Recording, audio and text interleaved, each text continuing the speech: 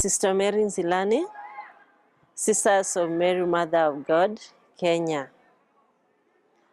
My paper is on revitalizing the women amidst COVID-19 in the church and in the society, a pastoral perspective. I was encouraged to write on such a topic because of the experience that I have had in my pastoral ministry.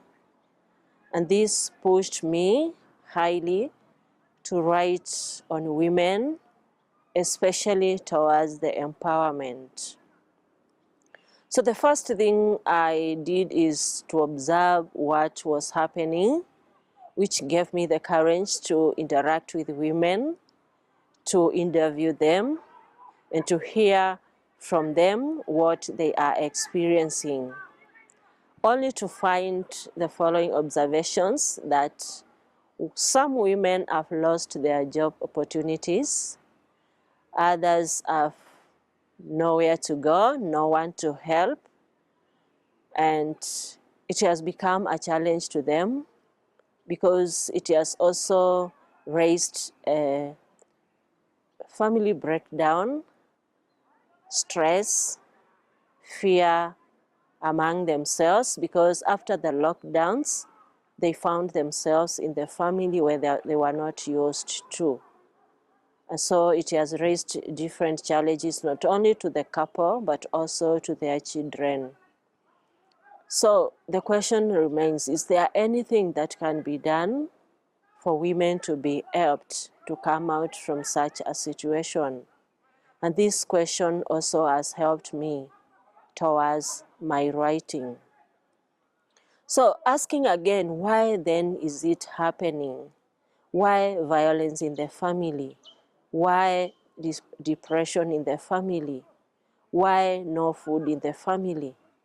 And so the challenges that women have been facing, we found that one of the challenges, the root cause was infidelity, in that when this couple came back home, they had no work, they were not occupied, their minds had relaxed, so they were not able to live as usual. Another root we found was trauma. The trauma that they have in that they have nothing to eat. So they're able now to come to disagreements, that which leads to fight, to violence in the family. Another finding is that injustices, discrimination, especially when you are told, go home, there is no work for you, discrimination has also pushed them towards such a situation.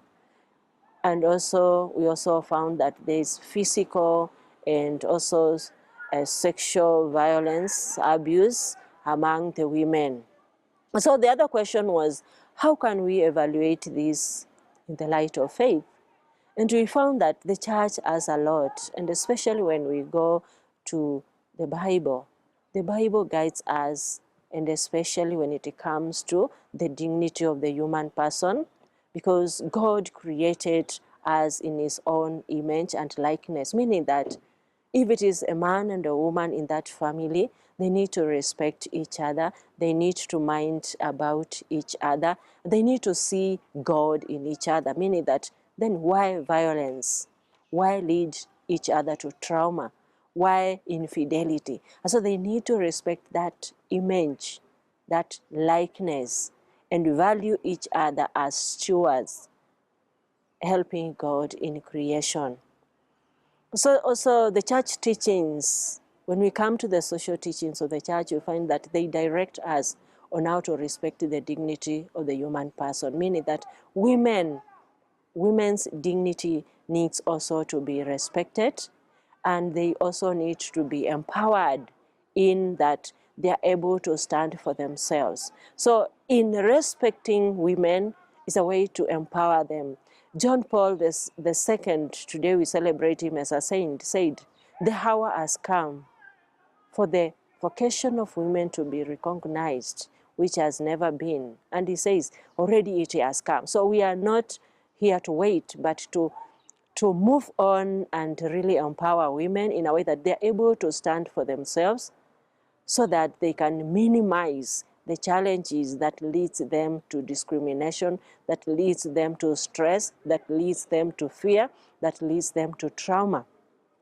And so looking at the situation after the insights from a theological and biblical reflection, we find that there is a need for accompaniment.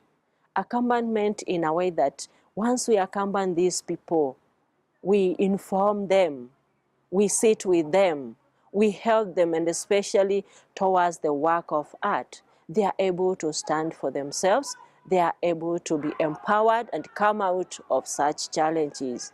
Not only spiritual accompaniment, but also civic education, because not all women are Catholic.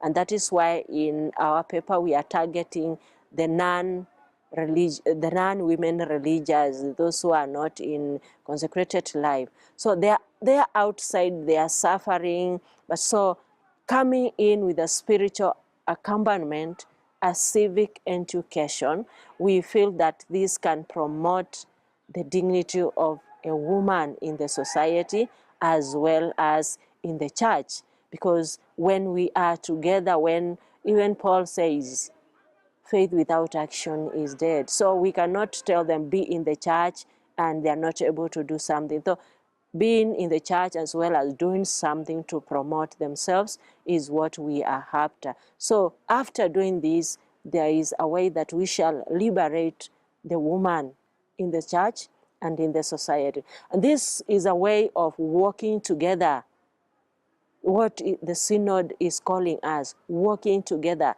listening to each other, empowering each other here in Africa. Thank you.